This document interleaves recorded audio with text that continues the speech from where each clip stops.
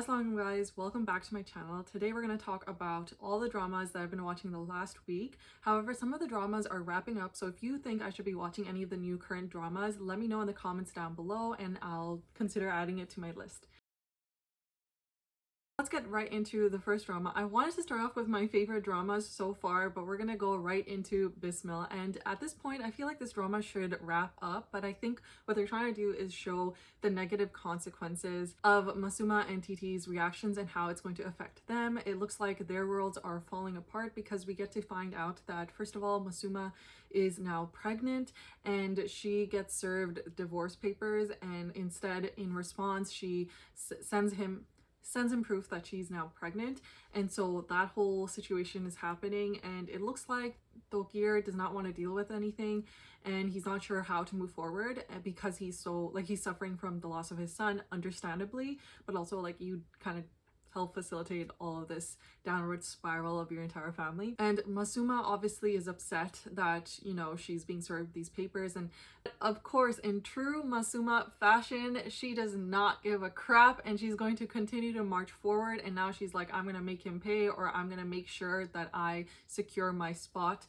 And like, this goes back to what I mentioned in my previous review. She just never learns, and instead she just thinks we should just keep moving forward instead of trying to reassess where we're at and whether the consequences of further action is worth it. And so I think they are going to ruin themselves, so both of them, in their own rights.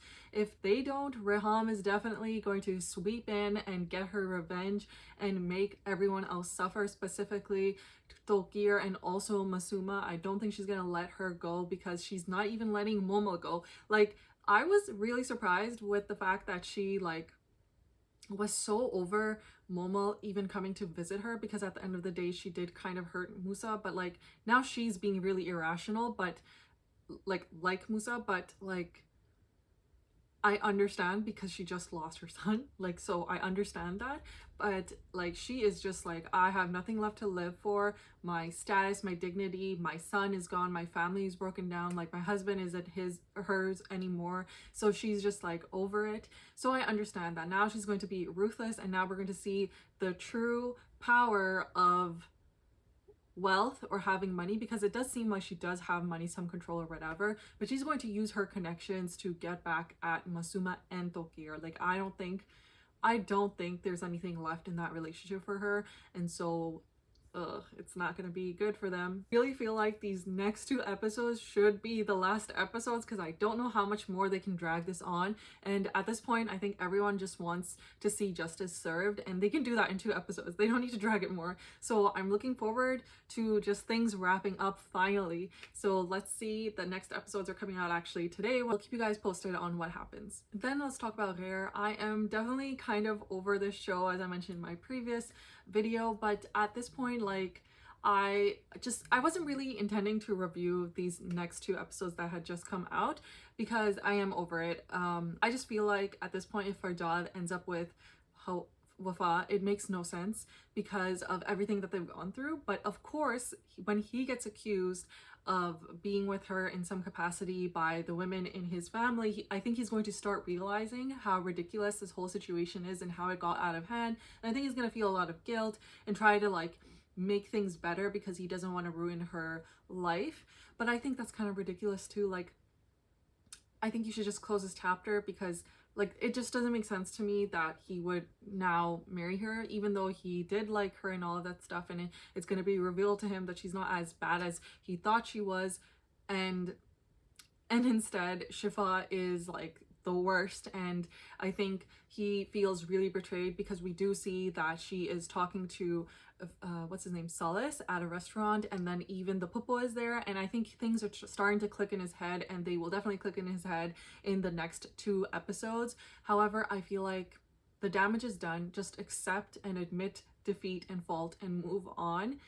I think Solace has just proven again and again that he is just incapable of taking appropriate action. However, he does finally stand up for her because she keeps getting ridiculed in front of everybody, and he finally stands up for her because it's ridiculous. The accusations just never end, and it seems like that's all they ever want to talk about is putting down Wafa. And we also see finally like a more human side of Wafa as well, where we see her finally break down. She's just like, let me live. But honestly, like, what's stopping her? Technically she like asked for a hula, so like she could leave at any point, but I guess she just wants to make sure she has some kind of like secure situation for herself to move forward. But I just feel like it's a little unrealistic for her to have burden all of this BS from everybody, and it really does feel like only the Hareem, like the good people, I keep forgetting and mixing their names, but the good people is the only one that seems to be on her side. Even her father-in-law is now kind of like, I can't believe you're doing this to us, why are you doing this to us, kind of a thing. But I just feel like at this point, like, there's so like especially all the moms, they're so ridiculous. And so it's like, how are you not able to think, and why are you guys all discussing everything at this dawat where your whole khandan is? Like, it's just ridiculous at this point. So that's how I feel about Ghair. I think I'm going to continue to watch the show, but I am not nearly as interested as I was somewhere in the middle. And even in the beginning of when I first started watching the show, I was like, I don't think this show is worth watching, but now I'm just like here for the tea, I guess. But I'll be really disappointed if Rajad ends up with Wafa.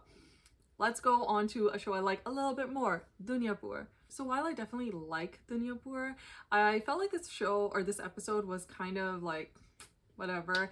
Like, it was nice to see Nimra back home, and I did appreciate the fact that, you know, she isn't excited to be there, and she does eventually meet her dad because he does get released in this episode. And, you know, like, they had their like father-daughter moment, and even though like he did such terrible things to her or subjected to her to such terrible things, like at the end of the day it's her dad, and like she just like what else are you gonna do, kind of a situation. But I felt like, given what she went through and had to go through because of him, I didn't expect that, but I was like, okay, whatever, I'll let it slide. But what I won't let slide is the fact that when he returns home, like Noroz Adam, I mean, like, his mom is so glad that he's back and everything, but she does not care at all for her own granddaughter. Like, I think it's a factor of like, this isn't her direct child, and on top of that, it's her, like, it's a female offspring. So I think those two things play a role, and that's why in their eyes she's expendable. But that is so like messed up, and it bothers me so much. But I do appreciate the fact that despite all of this, Shamir does seem to have a good relationship with Nimra. Nimra or Namra? I think it's Nimra. But what I don't understand is how she so quickly picked up with the fact that Shamir really likes Anna for some reason. And I do not understand why. I just don't get why, like, he had to go and see her.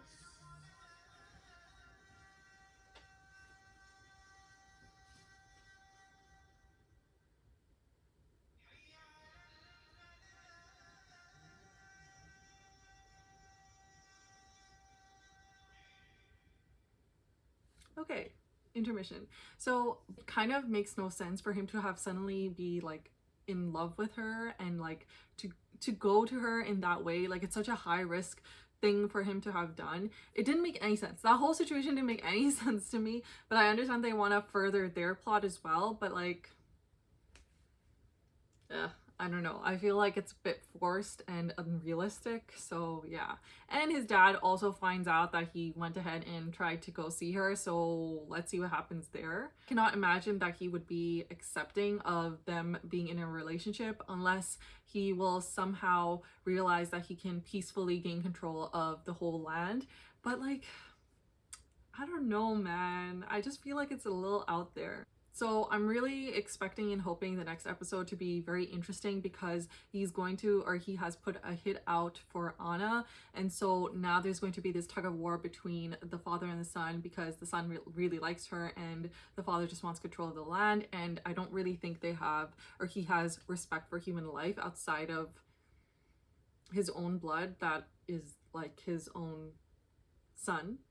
The next drama is Faraar, and the thing I've noticed, the trend of all these shows so far, is like, I've been kind of disappointed in all of their episodes in the past week. First of all, Badish has zero self-control. He's an assassin. He should be way more composed. He just kills the guy because he realizes that they want him to kill his future potential father-in-law, and it was just so reckless. And I hate when they show really reckless characters like that, because they're not supposed to be reckless in order to do like a really good job at whatever it is that they do, in this case like being an assassin. Like, how are you leaving traces like that? Like I was really disappointed. Surprisingly, it looks like Jimmy, or the uncle that, you know, is the supervisor or manager to Batish. It looks like he actually did want to let him go freely, but it looks like the person in charge, like the siyasat person or political figure or whoever that hires these guys, is really disappointed and wants to get rid of him now, just because of the fact that he killed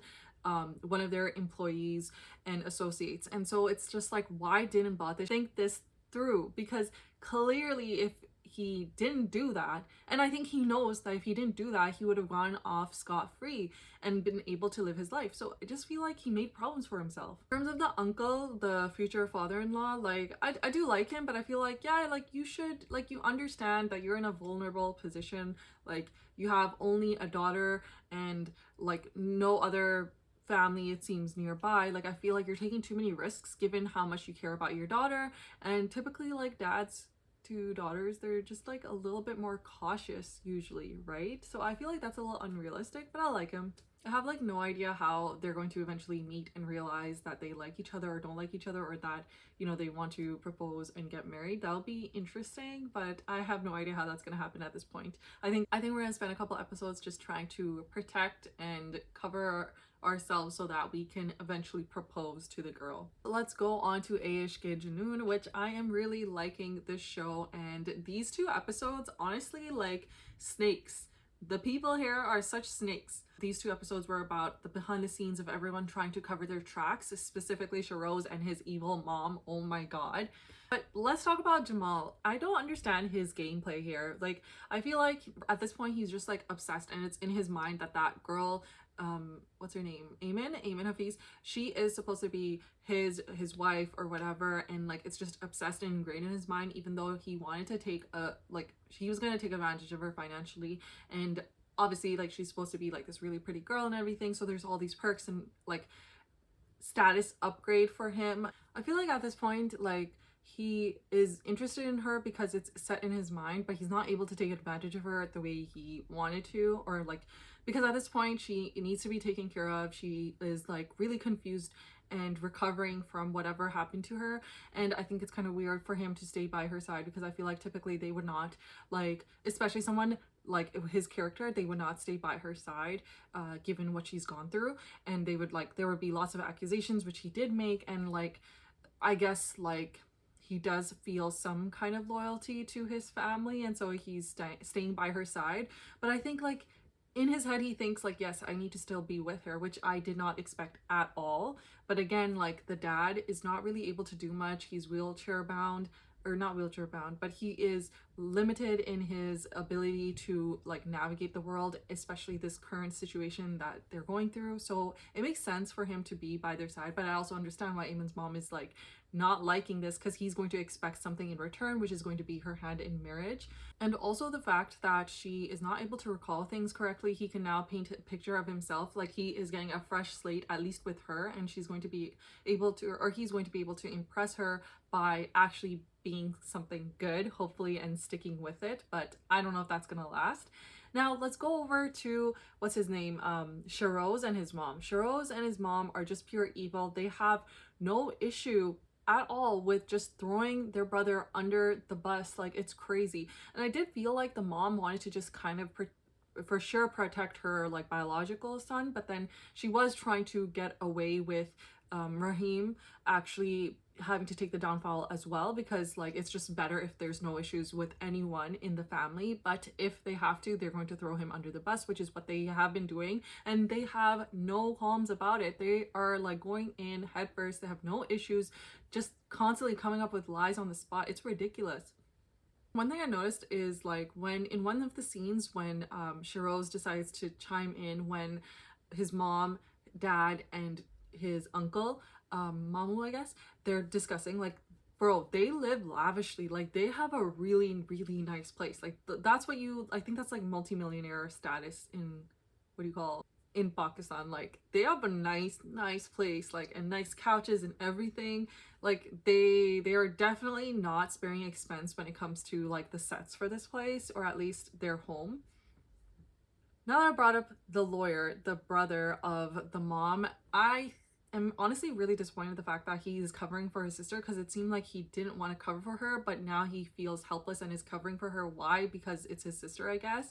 But like at the end of the day, even Rahim calls him out because he's like, you didn't respect our personal relationship, fine, forget that, but you didn't even respect our professional relationship. And I was thinking that Rahim was going to like fire the lawyer, because like what is he doing at this point? And he is the reason I started to think like maybe they're just trying to figure out a way to get rid of Rahim, or not get rid of him, but also to protect Rahim. But for sure they need to get all the blame off of Shiroz. But honestly at this point, Shiroz has this history and track record. Like he needs help, he needs therapy, he needs like an intervention of some sort, and he is not going to get it. He has not learned his lesson at all, and this is just going to keep happening, and things are going to just escalate. It's going to get worse and worse and worse, and they won't always have Rahim to blame, you know what I mean? And when it comes to Rahim, I feel like he is losing his mind at this point. Like he shows up at Ayman's door, like he was being pretty calm, collected despite everything, but he shows up at her door and is like demanding answers and is like, why are you doing this to me and whatever. And like it's clearly misdirected frustration and anger, because like I think he would have the intellect to understand that there must be something going on. Like why would she blame him if he knows, or she knows, that Shiroz is the attacker, right? Like there's something amiss. So maybe Shiroz paid her off, the mom paid her off, or if you know that she's not that type of person, there's got to be something else going on. And you understand that like whatever she went through, she's probably disoriented or something. I don't know, man. It's just, I was kind of disappointed, but like I understand his frustration in the whole situation, but at this point it's just gonna make him look worse, because it looks like he's gonna be attacking her or harassing her or something, right? So this is not gonna be good for them. And also on a side note, the friends of Shiroz they just give me like dumb opportunist, semi-opportunist vibes, and I feel like they are going to get thrown under the bus with Rahim when the time comes. And I think that it's all going to be orchestrated by the lawyer to some capacity. I don't know, I'm not sure. I'm hoping that they don't focus too much on the potential whatever relationship love story of Ayman and Rahim, because I really want to see like how this whole thing plays out in terms of like who is going to be accused, who is going to go to jail or serve time, or you know, suffer the consequences of everything that's happened. Will the truth come out? How will she remember? Will Ayman remember what happened to her because she sees Shiroz, and then like something triggers it in her mind and she realizes what really went down? And let's go back for a second. The mom, ridiculous. She like just shows up everywhere where Ayman or her family or someone is, and like when she goes to see her or see the dad at their home, it was ridiculous. Total rich people vibe. Like they just walk into the place that they don't own, like they own the place, and like here's some money. And I love the fact that the dad took a stand and was like, I don't need your money, we're gonna see you in court. Like that was really nice. And this is the like dad that like I just think he's like, he always plays the good dads really well, and he's so like cute, and I just love it. And I really loved the fact that he stood up for his daughter and was like, get the heck out of here, and was not swayed by the money, because despite everything, like they kind of primarily relied on Ayman for their day-to-day living. So I think it wasn't easy for him to do that, but I think he's just like a man of principle compared to like some of the other characters. The last character I want to mention is Maheen. I do feel bad for her, but then she started being like, oh, she's just like a lowly waitress. Why did he leave her for me? Or leave me for her? And it's just like, she was doing fine and I was feeling bad for her, and then she's like, oh, but like I'm a person of status, how could he do that to me, kind of a thing. And I was not here for that. But let's now go to my favorite show that I think I went in order from my least favorite show, or least interested in show at the moment, to the most. And this is my most favorite show right now that's running, and that is Qarz E Jaan. I think the show has the potential to be the best show between all of these shows that I'm currently watching, and I think they can really tackle and cover topics that I feel like are not regularly talked about or discussed in Pakistan or in the media, I feel. And so I'm really excited to see every single episode that comes out. This has done so much justice to being the show that came after Zard Bato Ka Ban in the same time slot, and I'm so happy with this. First, we're gonna start off with Ammar, who is now apparently high on drugs and recovering from consuming the equivalent of a week's supply, according to his friend. And his friend is like, we need to stay away from each other for a little bit because we gotta wait for this to die down, because someone got beat up and unke saath kuch bura hua, but it's not explicitly stated, I believe, but clearly like she was attacked, and you know there was some SA involved, it looks like, and that was made clear in the hospital by the, I think it was the officer, and basically her name I think is Maheen. Oh, there's two Mahins. So her name's Maheen. She's from a small village and she was living in a hostel and she got attacked, and her sister is visiting her. I thought it was the mom, but it's her sister, and she finds out that, oh, this is why she's in the hospital, and then she gets extremely upset that we're not reporting anything to the police, and the police are kind of like, we kind of got to do something about this. And Maheen is also like, we got to do something about this, because despite the fact that I would have thought like maybe she would not say anything given her, you know, background of being from a smaller village, she obviously wants to do something about this, and she is starting to tell information about what went down, and the fact that it was Ammar, the son of like Bakhtar construction company. And when I first heard this, I thought she meant Badbakht, which is like, I feel like it's an insult. Like I had to look it up. It means like unlucky or unfortunate, and I feel like he will be very unlucky and unfortunate hopefully when she gets her justice. But what's interesting is the fact that Nashwa's friend actually comes into the room because they have a mutual friend, and she went to support her friend to support Maheen. And we find out that she knows who Ammar is, and things are about to get really complicated, because I think, like I mentioned in my previous review, that I think that Nashwa is going to have to, you know, tackle this problem, and she is going to be in a position where she might have to like stop practicing because the dad or her uncle is going to be like, no, you have to protect the family name, you can't do this, and she's going to want to stand for what is right, and she's going to, I'm sure, be very glad to be the one to help facilitate Ammar having to learn a lesson and face the consequences of his terrible actions. We do get to see a little bit about the Dadi and like some property stuff and property management and like the trading of some amount of money, and I think it's going into Nashwa's father's name, which technically it's Nashwa's family's like money, but the mom ne kabu kiya hua un cheezon pe. So I think it'll be interesting to see how the next episode comes up, because I really want to see how they navigate this situation. And I think the show did a really good job of highlighting the fact that like these things do happen, and whether or not she should have been in that situation or not, or she should have gotten herself out of the situation before things got worse or got out of hand, the point is that these things happen, and sometimes like it's not about like, oh, what was she wearing, what was she doing, what time was she, it's not about that stuff. It's like you have to support the person that is going through this, because reality is it's happened now, right?